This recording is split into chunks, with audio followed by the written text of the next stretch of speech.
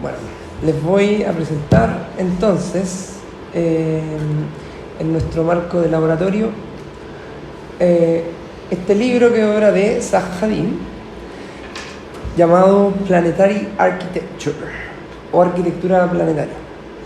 Lo conseguiste bien, Sí, ¿Cómo lo conseguiste? ¿En serio? Sí. Estaban online. Conseguí el escaneo original del folio. Porque yo calculo que el único que puede tener esto, sé que hay en la ¿Biblioteca? Fundación de Smithsonian ahí. Ah, mira. Pero luego podría tenerlo algún fan que lo compró en su época, no sé. Muy conectado a la EI, no sé si Rodrigo Pérez de Arce podría tener uno. Porque la EI publicaba estas cajas maravillosas, sí, tamaño, con todos estos dibujos que reproducían una exposición que se había montado en su propia galería. Justamente. Hay como unas 15 de estas cajas.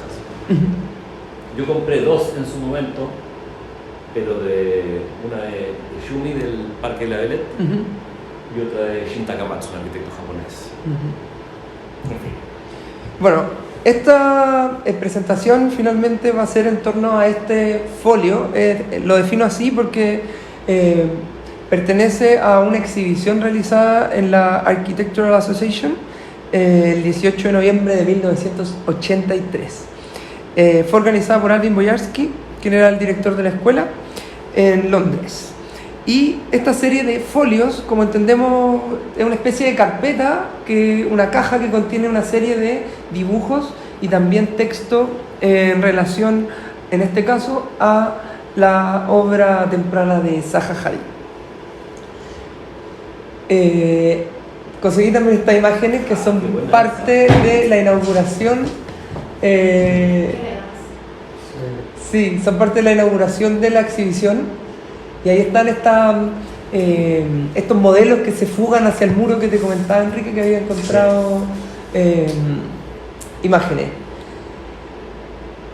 Y esta imagen tenía un pie de foto particular que decía que había sido, uno de los modelos había sido una especie de torta. No entendí muy bien si habrá sido un tema de traducción o qué, pero no sé si el modelo lo había hecho en formato torta para la inauguración, claro. Pero voy a seguir ahí viendo la... Si reconocí a alguno de los protagonistas.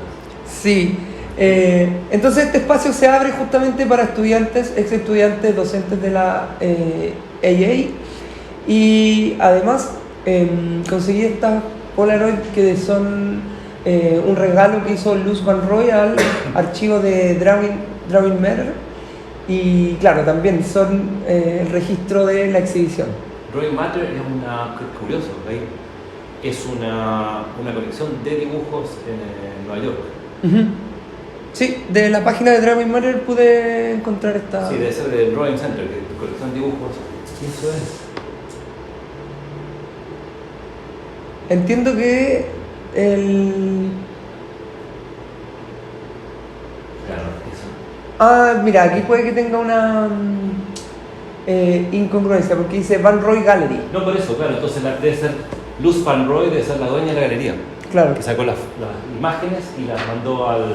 Y de hecho, ahora que me doy cuenta, tienen el año que es previo a esta exhibición en la AA. Dicen 81 y 82. La del medio y sí, la primera... Sí, claro, porque antes de la publicación. Sí. Pero estaba viendo si parecía ser la galería de la EGA, ¿no? Acá hay otras 3.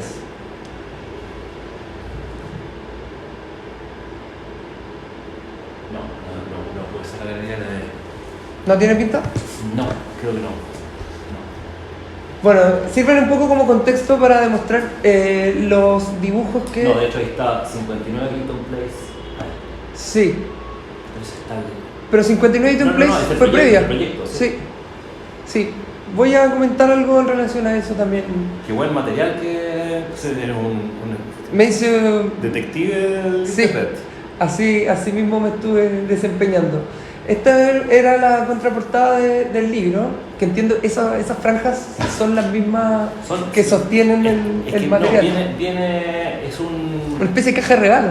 Es una caja, claro, y es como una cinta que está abajo y se dobla ahí, y arriba lo que ves ahí es un cuadernito cuadrado. O sea, vienen todos los Perfecto. dibujos que reproducen las imágenes que se colgaban y venía un cuadrado de texto corcheteado en el lomo, que es este que está dentro, en la parte superior de la caja. Perfecto. Y ahí viene la entrevista con Boyarsky y otros textos. Justamente. Eso es lo que... Perfecto, este es el texto corcheteado, ves ahí la marca de los Sí. corchetes. En primera instancia está este texto que se llama The 89 Degrees, 89 grados, que también pertenece a una obra que desarrolló después, una obra de pintura que se titula El Mundo. Y en este texto Zaha comenta la evolución de su trabajo, desarrollado desde el penúltimo año de su carrera, que fue en 1976. Ella egresó el 77. Y durante ese año, según lo que comenta en este texto, ella pudo darse cuenta que el rol de la arquitectura aún no se había cumplido y que había nuevos territorios por explorar. Eso es en parte el texto que está ahí presentado. ¿De qué año? Disculpa, ¿de qué año es el texto? De la arquitectura moderna. Sí, la arquitectura moderna. Sí, que el proyecto moderno, porque ella viene a estudiar bajo Sengelis y Kulhas. Sí. Y está metida en todo el tema del constructivismo. Justamente. Y el proyecto de mirada futuro, el proyecto de la vanguardia, básicamente. Entonces ella cree... Eso es lo que quiero tratar de incidir en esta presentación, que finalmente es un poco la génesis de su propia obra la que está presente aquí en esta exhibición. ¿Qué me has preguntado, Dani? ¿De qué año es el libro? Esta publicación es de 1983. Sí. ¿Tiene otras ediciones? No, única, porque es por la exhibición. ¿Existe alguna traducción? No. Solo las que tengo aquí No, porque en apuntadas. realidad es una caja, es como un objeto de arte. Una Sí. caja. Entonces, Sí. un objeto. Yo tuve la posibilidad de comprarlo, pero es que son... ¿Y tú lo tienes? No, no tengo. Lo pude haber comprado, lo tuve en mis manos, pero dije, pero en realidad es mucho... En Japón, de hecho, encontré una acá. Porque ahora ¿En lo encuentro. serio? Claro, porque no lo encuentras ya en En Inglaterra, no hay cómo. No, pero encontré una en Japón, en una librería japonesa donde el material no está clasificado. Pero claro, en ese momento sí le das valor, pero tampoco era decisivo y no lo compré. Error total. También tuve, cuando era alumno, tenía la de Eisenman. Ajá. La Eisenman es quizá el trabajo más interesante de Eisenman, porque lo que usó es la época que Eisenman trabajó con capas, antes de la aparición del computador, lo que se llama ciudades de excavación artificial, en que trabajaba por layers e hizo todas las láminas transparentes. Entonces unos dibujos sobre acetatos y tú ves todos los niveles. El texto, de hecho, está publicado en 15 niveles. Entonces lees un pedazo acá, el título está otro abajo. Es maravillosa la caja. Qué buena. Y esa había quedado una copia en la librería de la EE, que estaba en el subterráneo nadie cuando yo era alumno, pero en ese momento como estudiante era para mí impagable. Claro. Y ahora digo... Me dicen duda. o sea, claro, sí, ahora lo ves en retrospectiva y que ahora serían... Sí. No, o sea, no era tanto, era porque era todavía... Estudiante. Era primera mano, no era segunda mano. Y luego segunda mano en una época fueron baratos hasta que apareció Amazon, y ahora segunda mano es más caro que primera mano, ¿no? Que Sí. cobran...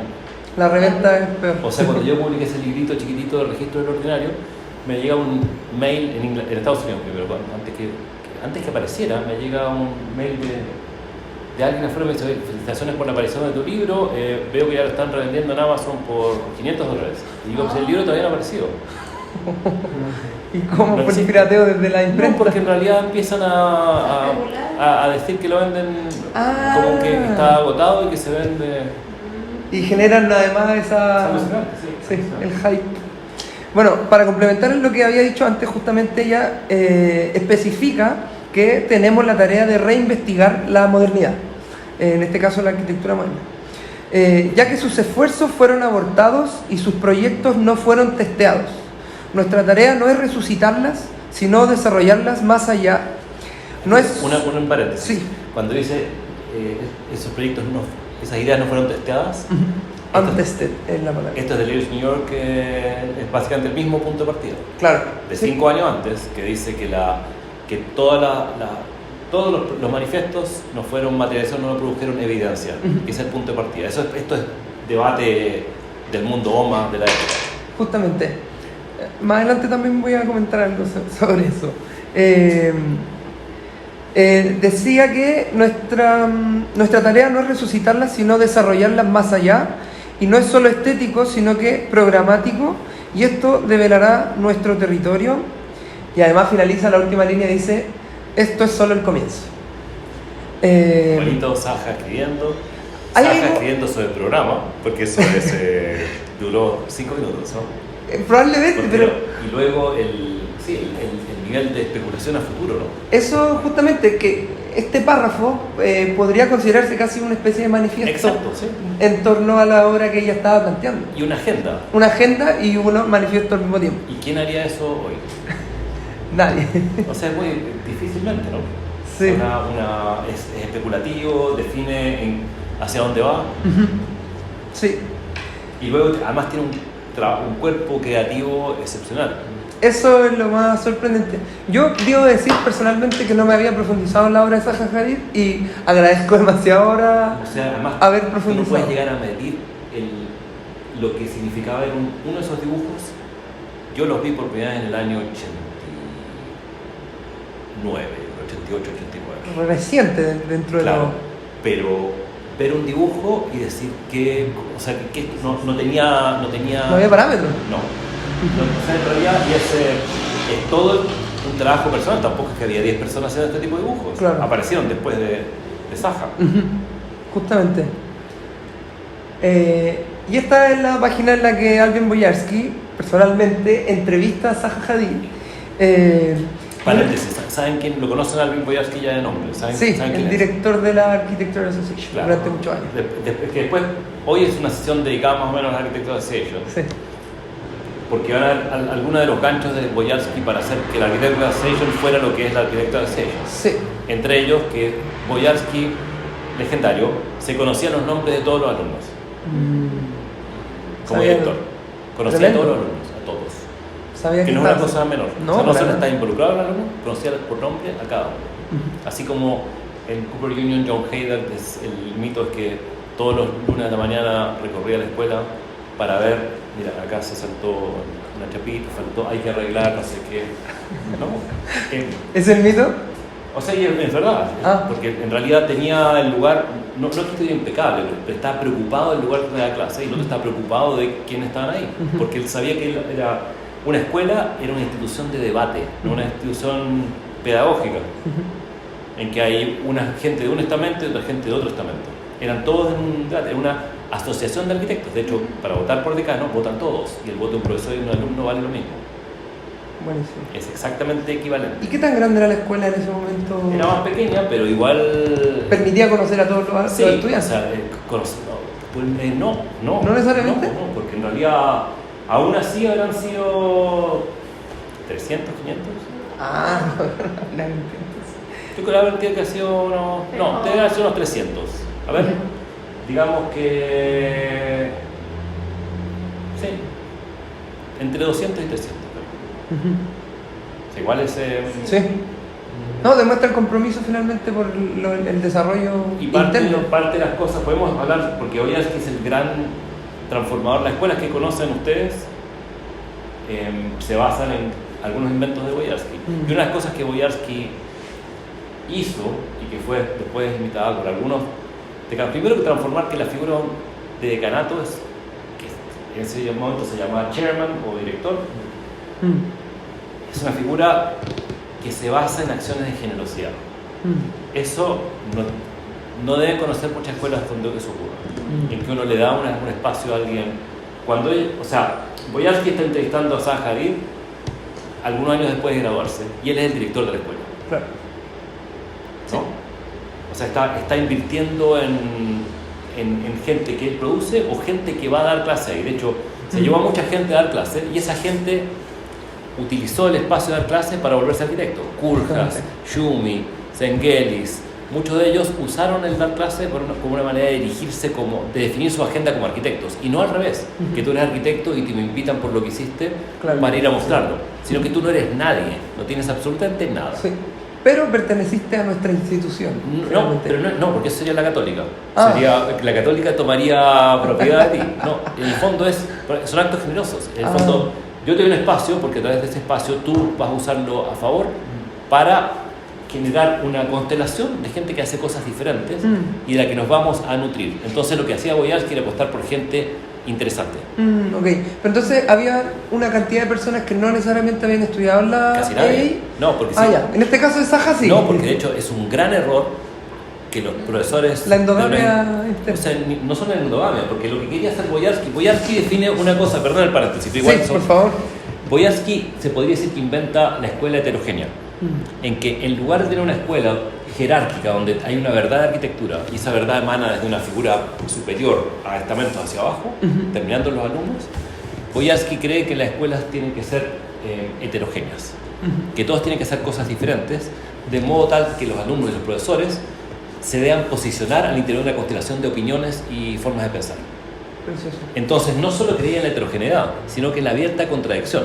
Cuando daba Coolhaas talleres de la ciudad, los daba también Leon Krier, que era básicamente fue el arquitecto del Príncipe Carlos, que le hizo la arquitectura de tradición inglesa. Digamos que era la némesis. porque en realidad lo que él estimaba es que si hay un taller que piensa la ciudad así y piensa la ciudad de manera opuesta, los alumnos tienen que solucionar ellos la fricción entre los talleres. Justamente. Y no que le den la ciudad es así y la tomas.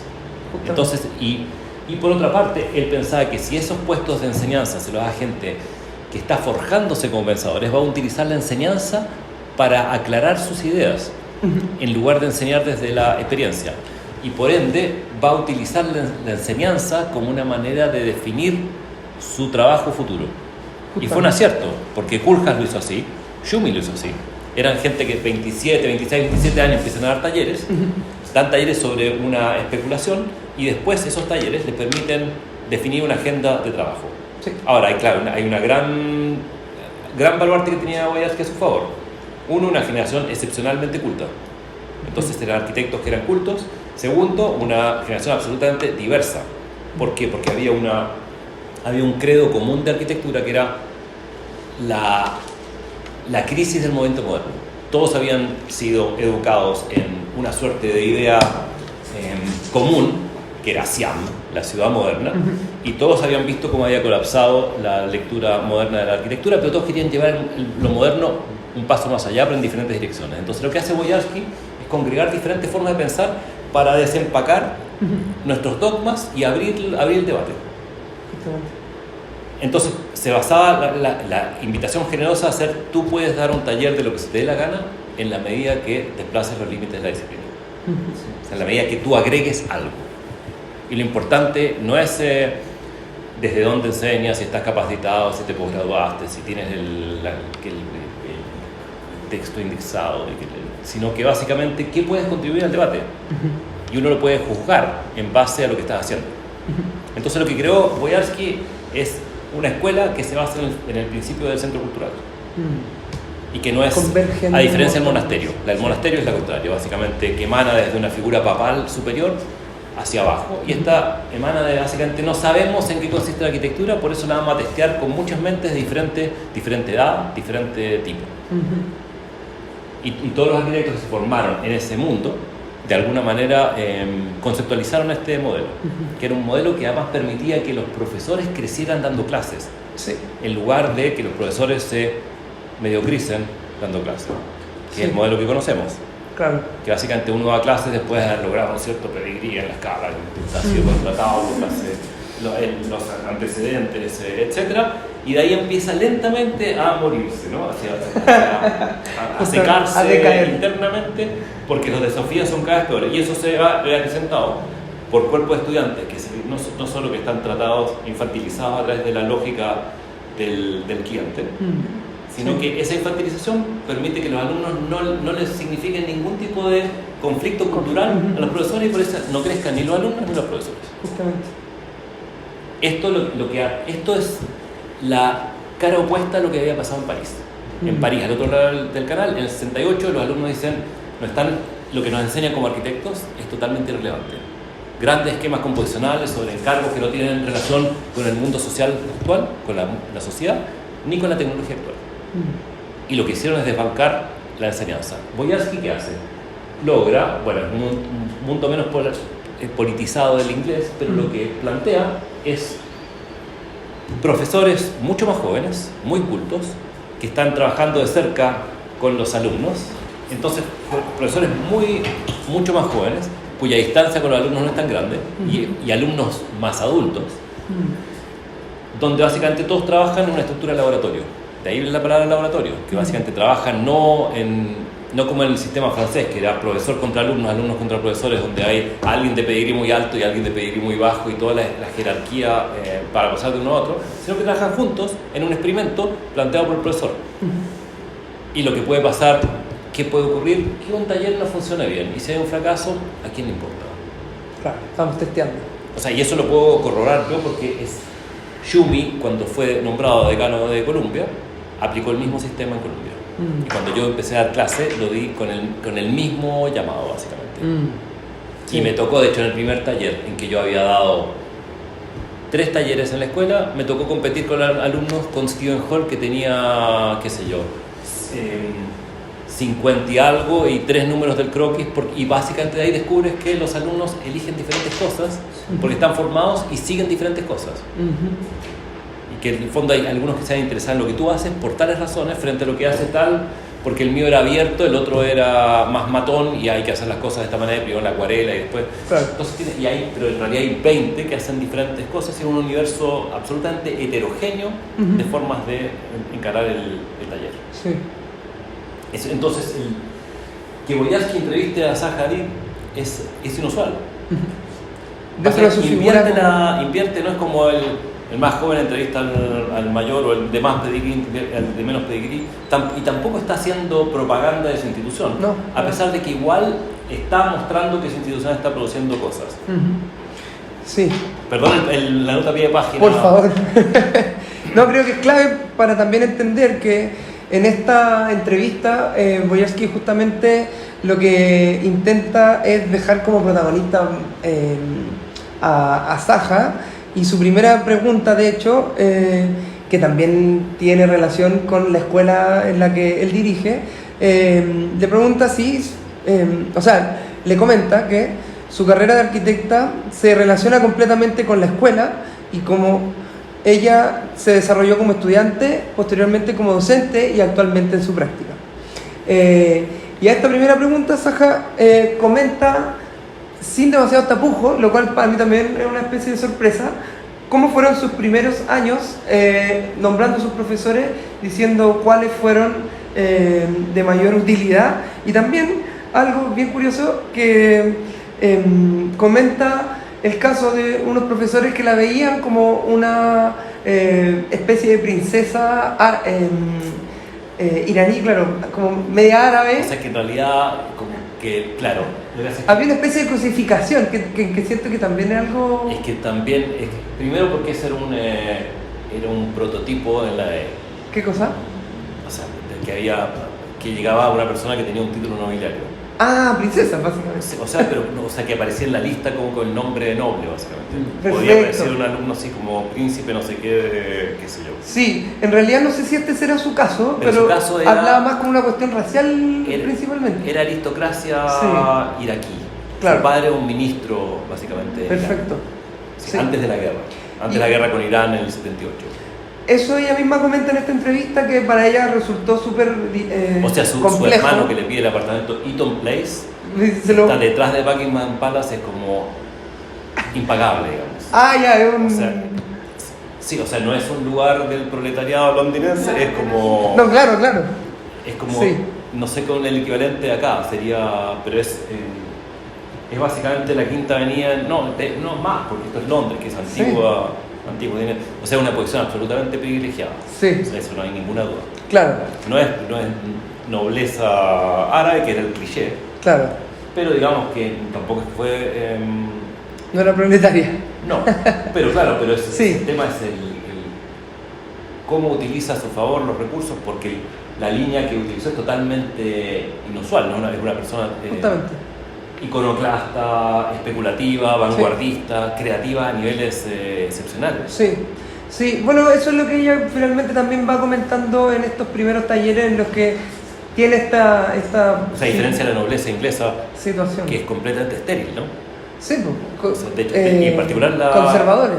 No solo conservadora, sino que la nobleza, digamos, la reina Isabel o el rey Carlos son, todos los Windsor en general son profundamente brutos respecto a las artes. Ah, claro. O sea, Bueno, por se ejemplo, dice que no hay facho bueno para el arte. No, Aquí, pero- como buen chileno se dice Claro, que no hay facho bueno no, pero se para- equivocaba, ¿va? Porque de hecho la tradición no es así, de hecho. Claro. O sea, mira, o sea, desafortunadamente no es así.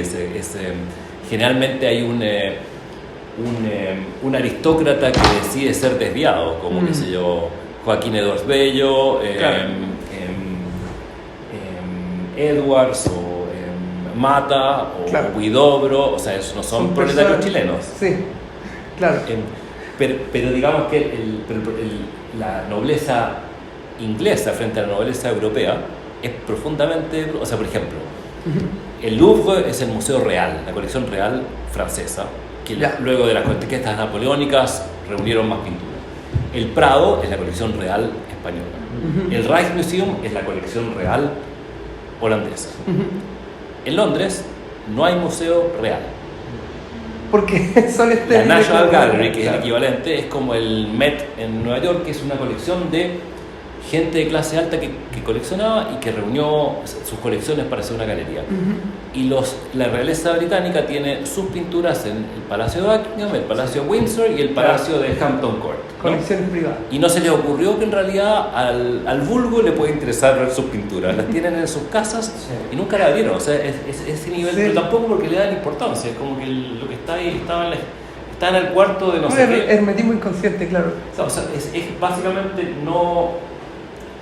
Digamos que son esa nobleza que es previa a darse cuenta que tienen un rol en la cultura de la sociedad. Claro. Siguen Porque de hecho dentro- eso también es un asunto importante, como básicamente las élites tenían un impacto sobre las culturas, que es lo que no ocurrió en Chile. Claro. La clase alta chilena es profundamente iletrada. Claro. Ese es uno de los Sí. grandes dramas locales, ¿no? Son patrones finalmente. No, pero, o sea, juntos. exactamente, pero sin la sofisticación o urbana o la cultura que, pues, digamos, si ves el rol de las clases altas en el mundo europeo o el americano, era de otro rol al que tenían acá, ¿no? O el argentino, qué sé yo, las Claro. Borges y Bioy Casar, las hermanas Victoria y Silvino Ocampo, querían reproducir París en Buenos Aires. Sí. Sí. Era una O sea, masificación todo de el grupo cultura. sur, el grupo sur era un grupo absolutamente aristocrático, pero que justamente hacían de eso, le daban algo básicamente a la cultura nacional. Entonces, Sajas está, claro, el cliché de que era una persona que viene del oriente es casi como las mil y una noches, ¿no? Claro. Y por otra parte como de una nobleza que participa poco de la cultura. La nobleza inglesa es particularmente iletrada, y luego el príncipe Carlos aparecería luego en ser uno de los grandes enemigos de la EI, porque él salió a salvar, después del concurso de la National Gallery que ganó los Venturi, pone a parir a todos los proyectos diciendo que la arquitectura británica se había perdido, dice que la tradición inglesa se había perdido, y empieza a hacer una campaña por una suerte de pseudo posmodernismo historicista donde Wow. León Crier termina siendo su arquitecto también. ¿Quién termina siendo aquí? León Crier. Ah, León perfecto. Crier es el arquitecto de Luxemburgo que trabajó para Stirling, el que le hace hacer las axonométricas invertidas desde abajo, y que luego se transforma en el paladín del historicismo. Perfecto. Y el príncipe Carlos se transforma en el enemigo de la EI. De hecho, hay debates intensos sobre la EI contra el príncipe Carlos. Lo que hace es que esto es Inglaterra, entonces Sí. se puede tratar de manera fuerte uno contra el otro, no por el hecho que sea de la realeza británica en particular, porque tampoco era muy brillante como príncipe. En fin, entonces eso es parte del... Perfecto. del- Bueno, qué buena aclaración, Enrique, porque además de esos contratiempos que tuvo en su segundo año, como especifica, después reconoce el gran valor que tuvo en su tercer y cuarto año junto a Elias Angelis, que es principal socio de OMA, y junto a Ren Kulja, porque fueron quienes le permitieron tener una libertad en cuanto a lo que ella estaba planteando, y que esa confianza finalmente a ella le permitió seguir desarrollando su propio lenguaje. Después, en otra pregunta, Alvin Boyarty le comenta que sus dibujos y pinturas trascienden lo material y aparecen como una forma de investigación. Entonces, ahí específicamente está el cómo el recurso que uno está utilizando para tanto representar se vuelve una herramienta. Y Además ella que hay un paréntesis ahí que en ese momento la palabra investigación no forma parte de la arquitectura. Entonces, Perfecto. cuando dice eso, lo que está diciendo es que son dibujos especulativos y que amplían lo que hace una disciplina. Claro. O sea, que amplían, básicamente. Sí. Que es más allá que un dibujo que representa los instrumentos con los que vamos a construir un edificio, que es lo que debería ser un dibujo aquí, por ejemplo. Sí, justamente ella contesta que son herramientas para tener descubrimiento y desarrollo. Eso es lo que plantea. Estos son algunos de las representaciones que están presentes en esta publicación. Me parece que también el escaneo lo hace bien entretenido, porque podemos ver la caja, podemos ver una superposición de los dibujos y las pinturas. Entonces estas estaban sueltos. Sí, están esta es la sueltos, contratapa, digamos, Exacto. de la caja. Una la caja que viene negra. debe ser unos 30 cuadraditos Sí. sueltos. Al menos el PDF que pude encontrar tenía solo este contenido que les acabo de mostrar. Claro, son increíbles. A mí me tocó además saber, de casualidad, llegué a di clase en Los Ángeles el año antepasado, y una amiga que estaba de residente en la Fundación Getty, que estaba de investigadora, me contó que me quería presentar a la directora, a la curadora de la colección, y que iba a poner algunos dibujos, algunos materiales de la biblioteca de piezas únicas. Y sacó una pieza de Zaha Hadid que no sabía muy bien de qué era, y que se llama también Arquitectura Planetaria, y tenía sido una exposición previa a esto, en que sacó 30 dibujitos, y era eso, pero absolutamente maravilloso. Sí. O sea, un nivel es impactante. Yo creo, de hecho, en realidad, que eso es lo que me llevó a recordar lo impresionante que eran los dibujos, porque eso fue antes de venir a dar mi primer laboratorio, en que tuve como... Y la incluiste en nuestra Sí. bibliografía. Además por la sesión de representación, pero lo que hace es que lo más difícil de traspasar esto es como explicarles qué efecto tenía un dibujo de Superstudio a ustedes que nacieron cuando ya existía el Photoshop, Claro. ¿no? Sí, ¿no? O sea, hacer esas cosas a mano, ver un dibujo de Superstudio era como de otro planeta, o de otra disciplina, Sí. mundo publicitario, podría Sí, ser claro. el mundo de la ilustración, pero Claro. en el mundo de la arquitectura, de hecho, nunca vieron un dibujo así.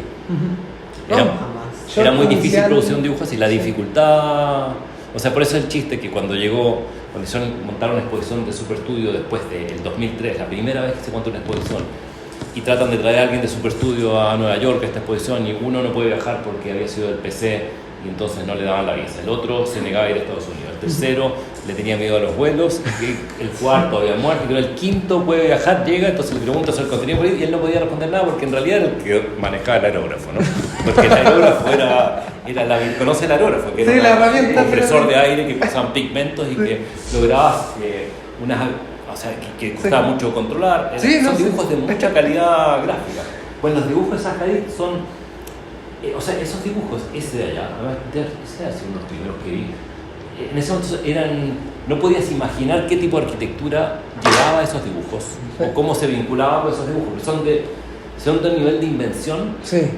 Y además, la idea rendering como palabra no existe. Claro. No existe nada. O sea, hacer una perspectiva de un proyecto o un corte fugado era aquello que era imposible porque tomaban semanas hacerlo. Claro. Y estos dibujos que venían de la nada, era de una... ¿Y qué técnica usó para Eran pinturas. el óleo, no? Sí, sí, Son de hecho, pinturas en algunos y de estos, dibujo. el dibujo que está en la primera imagen del lado derecho, el de PIC, si vas a la entrevista, no, antes, ahí.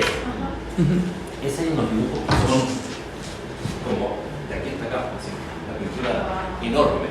Claro. The Peak este es un concurso, este es decisivo porque fue un concurso para un parque y una instalación de programa The Peak es el nombre de la montaña que está sobre Hong Kong.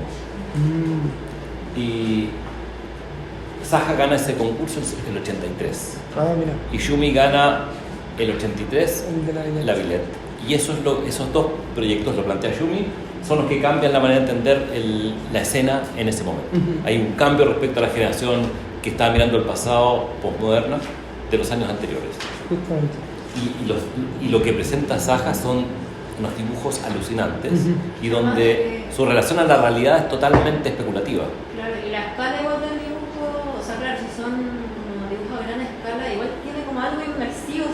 Sí. inmersivo, pero además la épica, porque hacer un óleo de ese tamaño. No, es brutal. Sí. O sea, una princesa no lo hace, digamos. Claro, ese no sería se el ensuciaría cliché. sus manos. Ese sería el cliché, o sea, porque la épica, o sea, son tamaño de un polo, que es o sea, son realmente increíbles. Sí.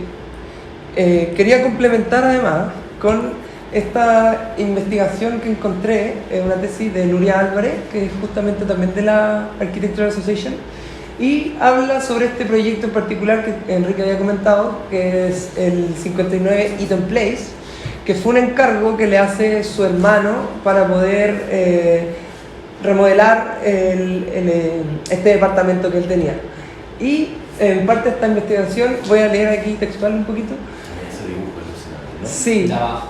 Sí, que increíble. Hadid consigue definir este conjunto de estrategias proyectuales propias que consisten en la descomposición, el reensamblaje, el tic-tic o posibilidad de movimiento, la rotación y las capas, el desafío a la gravedad y la flotación, y el uso del color como elemento identificador dentro de una narrativa que le permiten plantear un lenguaje personal que defina su práctica profesional. Entonces, dicho esto mismo, es finalmente lo que hemos podido ir develando de que el ejercicio del dibujo como herramienta para Zaha Hadid fue lo que fue definiendo su obra posteriormente. Exactamente. Y en este caso del departamento, que su planta original es la que está arriba, ella misma dice que ella quería llevar en este proyecto, empujar la noción de la explosión en la arquitectura a un cierto límite en donde fuera ridículo, casi ridículo, pero que estuviera en control, en mayor. Claro, pero si haces si vas una imagen atrás, ves básicamente cómo programáticamente considera el apartamento. Justamente. O sea, ese dibujo es una anotación. Claro, y lo que haces en que... La base es muy racional, pero al aplicarle su herramienta... Claro, pero ella lo descubre. Este es el tema que nos atañe a nosotros. Porque Hadid define su agenda como arquitecta a partir de cómo dibuja. Justamente. Y tuvo la fortuna de tener profesores de taller que dijeron, dibuja. Sí. De hecho, en la En lugar entrevista lo de dice. ponte a escribir qué es lo que estás haciendo en tus dibujos. En la entrevista lo dice que Rem Koolhaas la encerró básicamente en la escuela A dibujar. y le avisó a todos que tenía una princesa árabe dibujando, que Sí. no la dejaran salir. Pero ella comenta que Sí, porque sabía que se podía... porque descubren que tiene mucho talento. De hecho, Planetary Architecture, ¿sabes de dónde viene el nombre? De que hay una cita de Koolhaas que dice que Sí. Zaha es un planeta en sí mismo. Está al inicio de la entrevista. Claro, entonces que básicamente ella es un mundo, descubren como buenos profesores que tiene una persona que tiene la posibilidad de dibujar excepcionalmente bien, pero excepcionalmente bien porque los dibujos eran inesperados, ¿no? Sí. Ese no era un dibujo que se hacía... ¿No? O sea, ella está viendo otros dibujos. Es una explosión. Y está en un taller también con Madelon Friesendorf y Zoe Sengelis, que ellas dirigían una unidad o un taller de representación en la misma escuela, y simplemente se pone a dibujar para ver qué piensa sobre la arquitectura. Se pone a dibujar y ve los dibujos de otros. Su Claro. tradición es básicamente Piranesi, los constructivistas, Lissitzky. Básicamente mira dibujo. Claro. Y que ese es un espacio propio del taller. Sí. Porque los talleres, es verdad, conceptualizan diseño, potencialmente investigan, son nuestras dos sesiones anteriores, pero en definitiva los instrumentos que producen son dibujos. Claro. Lo que producen los talleres, podríamos decir, son dibujos. Si los dibujos son instrucciones para construir, como decía Robin Evans, o son especulaciones en sí, o investigaciones, como dice Boyarsky, eso son diferentes maneras de entender el taller. De hecho, arriba pueden tener un taller de la Chile, abajo tienen un taller de la EI, ¿no? Sí. Básicamente, arriba tienen la... ¿no? Ahí está. ¿Y cómo presenta? ¿Dónde está el proyecto? ¿Qué puedes ver ahí? Ahí está el proyecto, seguramente como fue, y acá está el proyecto. Sí. O sea, aquí. ¿Te queda alguna duda que esté el concepto del proyecto? ¿Está en juego? A pesar de que no lo muestre. O sea, los talleres producen dibujos. Ajá. Producen dibujos, no edificios. Claro. No proyectos. O sea, puede ser proyecto, pero producen dibujos. Sobre todo dibujo. Para ¿Por qué no interpretar. proyecto? Porque a veces los dibujos, ese dibujo es potencialmente un proyecto, pero en primer lugar un dibujo. Ah, evidentemente. Claro. Lo de arriba sería para nosotros un proyecto. Ah, no, sí. Cuando se llega a la arriba, Claro, pero en realidad en la EIP el de abajo bastaba. Y puede que hiciste los dos, pero en realidad te dicen, deja el de abajo. Y ese Claro. es tu taller. Sí. Sí. O sea, yo en Colombia tuve talleres así, en que de repente hay un proyecto que no está resuelto. Y luego era normal que una sección no correspondiera con una planta porque no sabían que tenía que corresponder. Claro. Cuando ya pasabas esta etapa tú en tu taller de Colombia, después seguías a la otra, ¿cómo a Depende de la circunstancia, porque Sí. a veces podías volver a pero lo importante es que los talleres lo que producen son material gráfico, objetos, hacen cosas. Y eso no es un asunto menor, ¿no? No están solamente conceptualizando edificios y haciendo proyectos. Sí, es verdad, puede uno conceptualizar un edificio o poder formular un proyecto, pero lo que hacen por sobre todo es producir, ustedes dan instrucciones para que la gente haga dibujos.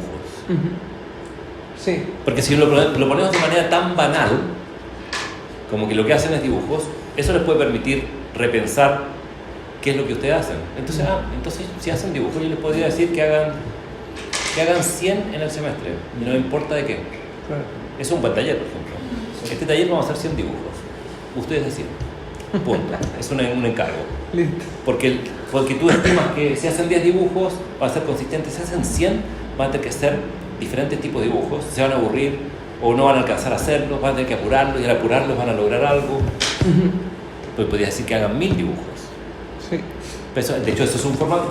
Entonces, en el fondo, entre los tres componentes que tenemos, un taller especula acerca de lo que es el diseño, un taller potencialmente investiga, no trabaja con conocimiento fijo, Claro. pero en definitiva lo que un taller hace es producir dibujos, maquetas, objetos, cosas. Sí, No es un tema menor, y es obvio, pero no es menor. claro. Sí. Sí. Porque nosotros siempre, no sé en el caso de ustedes, pero como sea, en el caso de la Chile, ¿por qué uno hacía dibujos así, como el de arriba? Porque nosotros estamos bajo la ilusión profesionalista que tenemos que producir los instrumentos para darle instrucciones a alguien de que construya. Claro. Pero eso no iba a ocurrir nunca, ¿no? Porque había que simular ¿Qué iba a hacer? una realidad Sí. que además la simulábamos a medias, porque tampoco está totalmente acotado ni era. ¿Por qué no trabajar en el rango completo entre lo de arriba y lo de abajo? ¿No? Pero quizás porque no estamos pensando que lo que un taller hace es dibujar. Claro. ¿Qué? O sea, y en este momento lo que los talleres hacen es producir dibujos. Y que por ende, como dice Yumi a veces, los conceptos pueden preceder a los proyectos y a veces los proyectos preceden a los conceptos. Claro. Entonces, en el caso de Saja, ella se puso a dibujar y descubrió que había un espacio que se llamaba la arquitectura moderna y descubrió que la arquitectura moderna había que seguir empujando hacia adelante y descubrió en qué consistían sus ideas, pues lo descubrió dibujando. Justamente. Sí. Sí.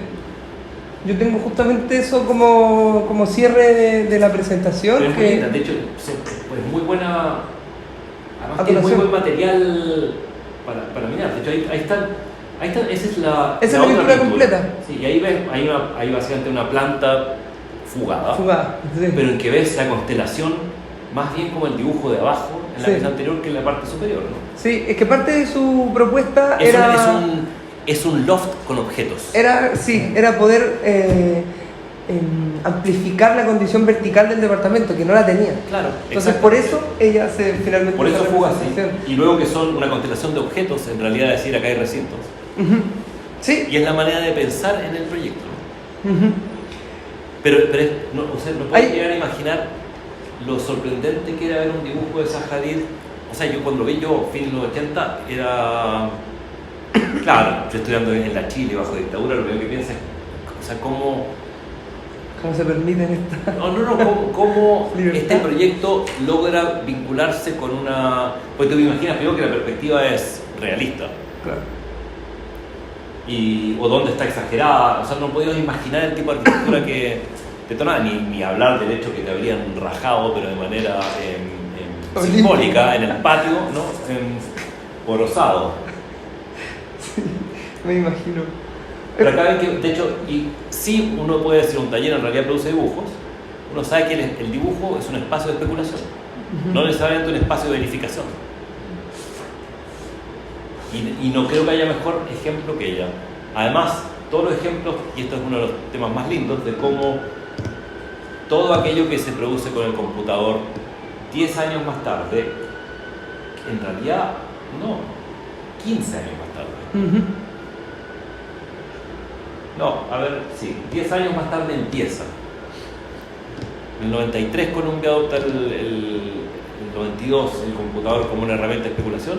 Lo que hacen los computadores en términos de modelado de imagen, o lo que hace el computador para tratar de analizar la realidad en base a layers, todo eso se había conceptualizado antes a través de dibujos a mano, sin la menor noción de lo que iban a hacer los computadores. Sí, Schumi y Puljas trabajan sobre los capas, igual que Eisenman, y Saja sobre aquello que después Patrick Schumacher iba a popularizar a través del computador. Y además es muy lindo que después justamente, de hecho lo que estaba hablando hace minutos antes con Pablo Velasco, que una charla de Saja, una charla de Schumacher a la que va Zaha Hadid y le preguntan sobre su interés en la arquitectura algorítmica que hace su socio de acólito, y dice: en realidad no me interesa nada, me interesa en absoluto, a mí me interesan los dibujos y la especulación desde el dibujo, de las ideas con las que había dado. En el fondo, después hay una generación de burócratas que a través del computador terminan haciendo lo mismo que ella había hecho, pero absolutamente de su intuición. Sí, de la parte más vigorosa e interesante de la intuición. Sí, completamente. Y luego que es una escena, es la escena, porque Saja también forma parte de OMA hacia el año 77, 8, en que básicamente Ilya Senkelis, Kosovo Senkelis, Madelon Friesendorf y Frank Puljas, profesores y alumnos de hecho, y que Saja se incorpora durante un... Le encargo en pintura. Sí. Sí. Yo también presentaba este caso porque esta obra no fue construida finalmente, pero devela esa posición que uno tiene también como arquitecto recién salido de la escuela, pero que no deja de sorprenderme la cantidad de material que generó para poder representar este proyecto. Y además que esto es talento bruto, ¿sí? de excepcional. Sí. El hecho que simplemente, y en ese sentido, no hay que dejar de plantear que lo que hace Senkelis y lo que hace Puljas es decisivo, porque en realidad es como que hacen la supervisión correcta, es decir, dibuja más. Sí, justamente. Dibuja más, en lugar de codificar, dice: no, pero a ver, primero el estudio del sitio, después los análisis. Justamente dibuja, básicamente. Ella habla de la autonomía que le dieron en relación a su porque eso es lo que producía esa escuela, una escuela que supervisaba autonomía de que cada uno trabaja en aquello en lo que va a explotar la disciplina. Era realmente una conversión. Justamente.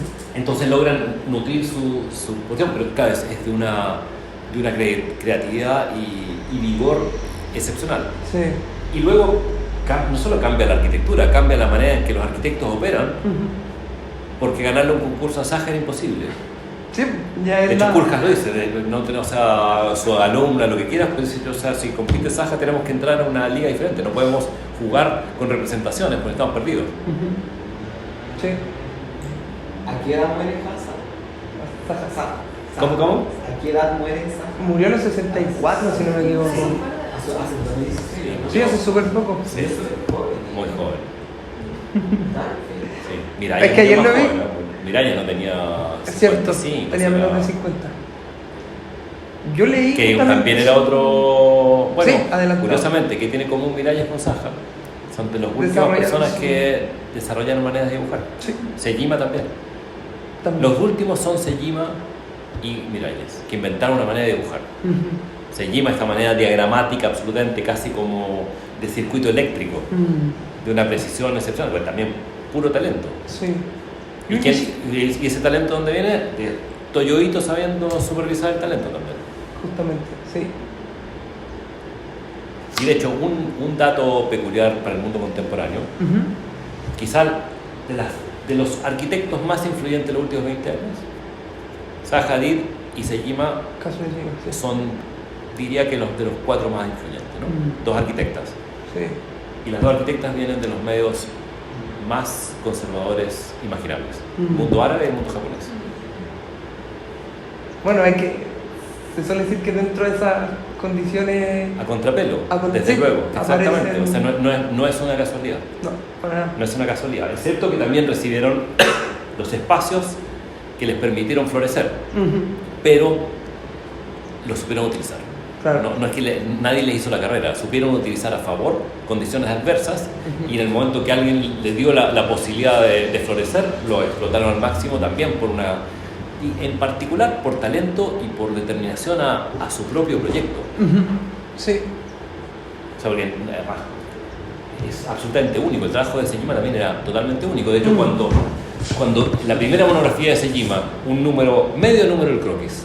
Yo imaginen que el primer volumen monográfico de Sejima es el croquis número no sé cuánto, 2. El número 1 era Waro Kishi, el croquis dividido en 2 partes. Ella agarra un tomito chico. Después de que Iñaki Ábalos le convenciera al director del croquis que era fundamental publicarla. Pero luego que Toyo Ito escribió un artículo acerca de Sejima, que había sido su empleada en la oficina, pero además, o sea que no solo había trabajado para él, sino que en una cultura tan absolutamente jerárquica. Sí. Ito escribe sobre el trabajo de Sejima y dice: ella representa una arquitectura que no conocemos hasta ahora, que se llama arquitectura de diagrama. Ese representa un nuevo tipo de arquitecto. O sea, no solo está escribiendo sobre ella, sino que le eleva a un pedigrí diferente. Sí. Pero Brutal. porque en realidad estos son arquitectos que celebran por sobre todo invenciones en arquitectura y cuando las ven, la explotan. Claro.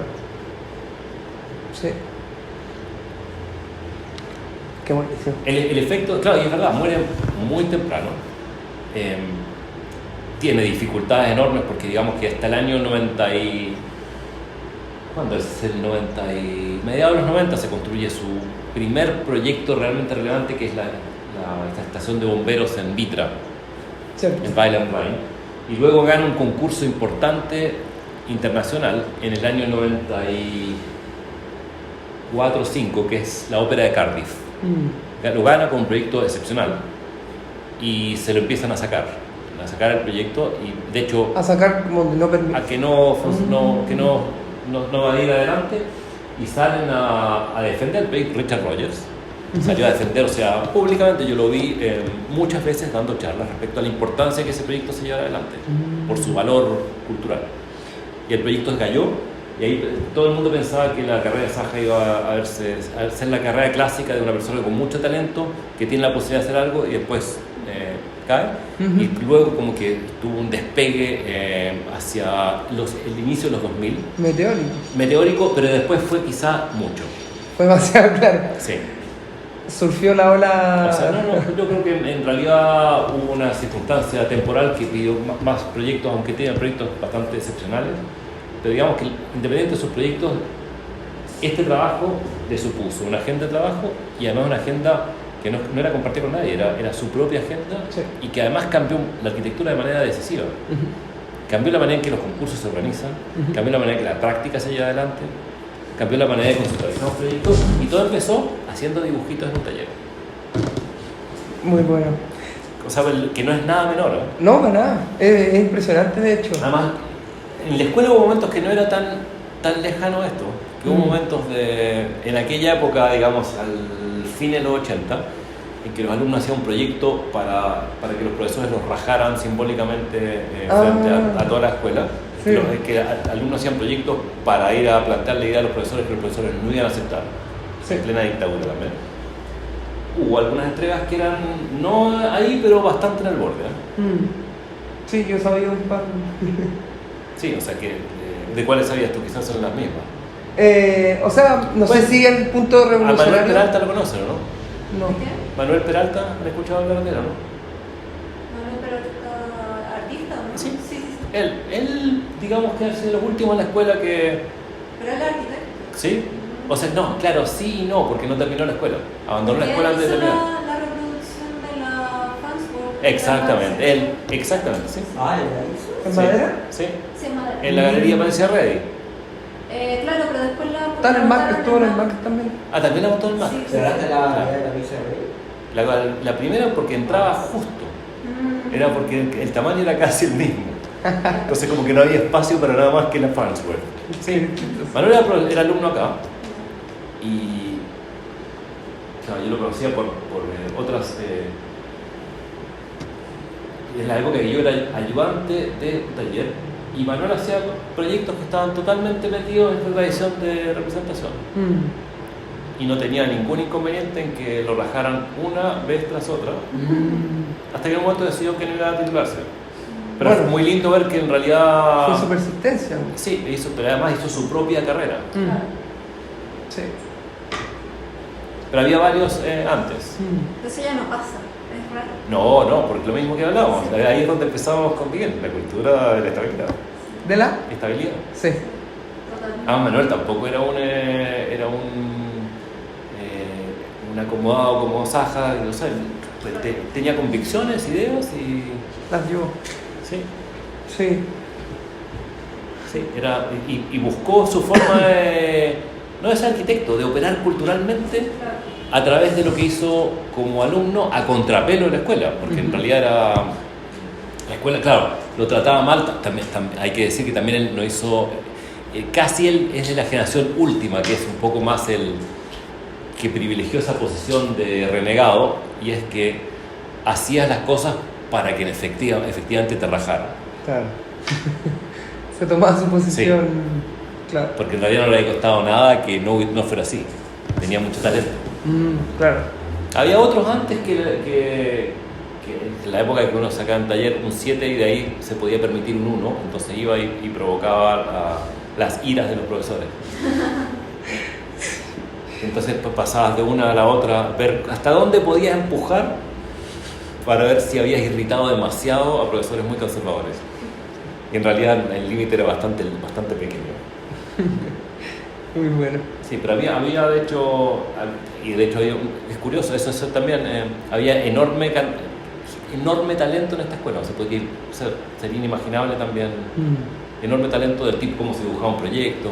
Y es que era toda mano, entonces... Sí, pero además dibujos como una entrega de título con dibujos como fueran pinturas, toda completa, una sala completa de pinturas.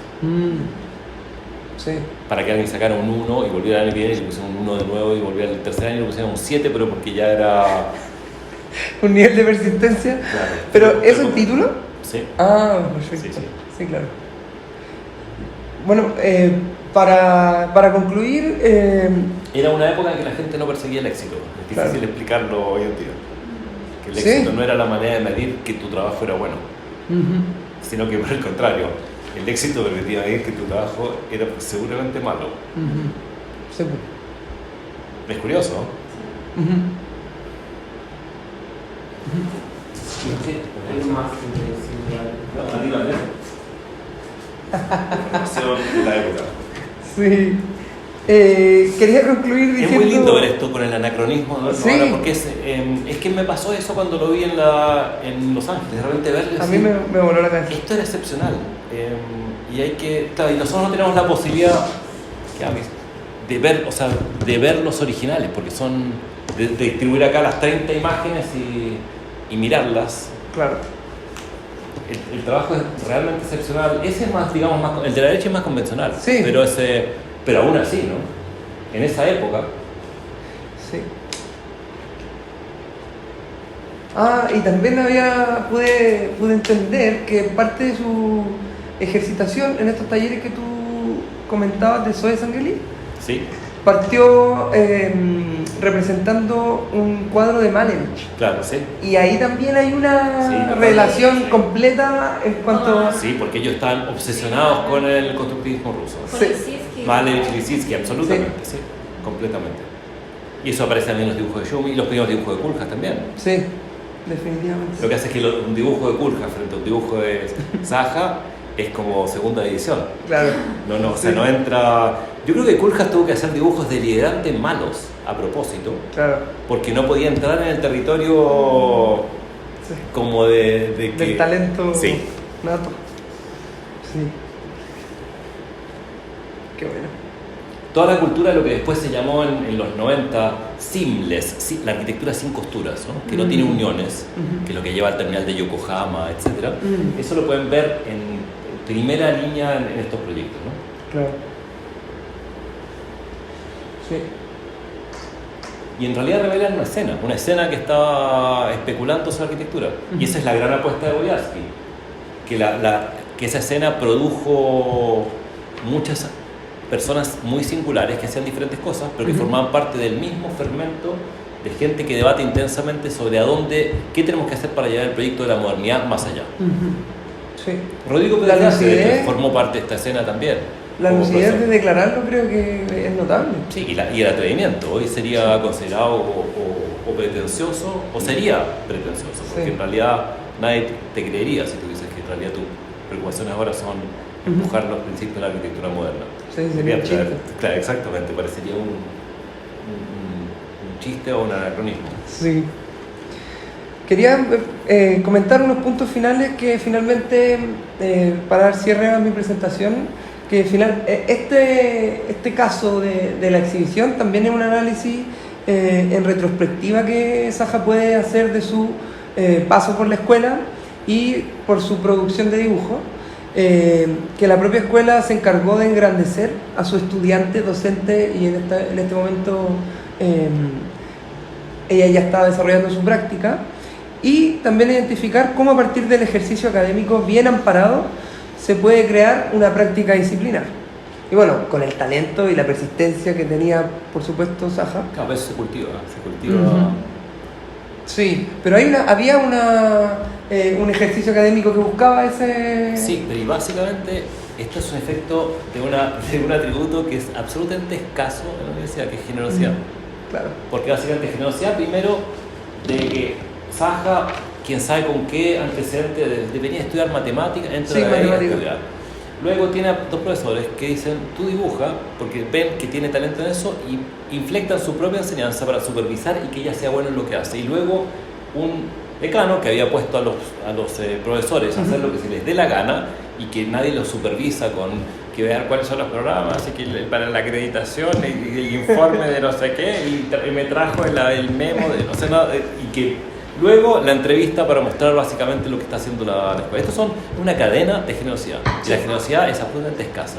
Y esto no es ni la Chile que hace lo imposible para demostrarte, no sé si será ahora tanto como en mi época, que tú no vales nada y que no vas a ser nadie en la vida, que eso es lo que a nosotros nos Esa decían. vida. Así era. Sí, que era un Tú no vas a ser fusilamiento. absolutamente nadie, pero que yo creo que es infinitamente mejor que lo que hacía en la Católica, que en el fondo tú vas a ser uno de los nuestros y Claro. es uno de los 5 elegidos y que le hacen la carrera para quedarte con su carrera.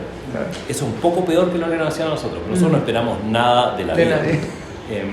En cambio, otros le hacían la carrera y que era un poco peor, pero tú formas parte del monasterio instantáneamente. Sí. Esto en realidad te da un espacio para que tú crecieras y después Sí. tú te ibas en la dirección que querías. Sí. Y si tú te vas, no estás traicionando a la causa o a la familia o al monasterio, lo que sea. De hecho, no se esperaba que Sahadi fuera una profesora y se quedara en la E, porque eso significaba matar su trayectoria. Parte de lo que tiene la E es que tiene que ser gente que hace diferentes cosas. Es una muy mala idea quedarse en la propia escuela, Claro. para la escuela y para la persona que lo hace. Sí. Claro. Porque no permite emanciparte. Tú no sabes hasta qué punto tus ideas son tuyas o de la institución. Claro. Y porque no tienes la capacidad de entregarle algo a la institución para que le sacuda sus propias bases.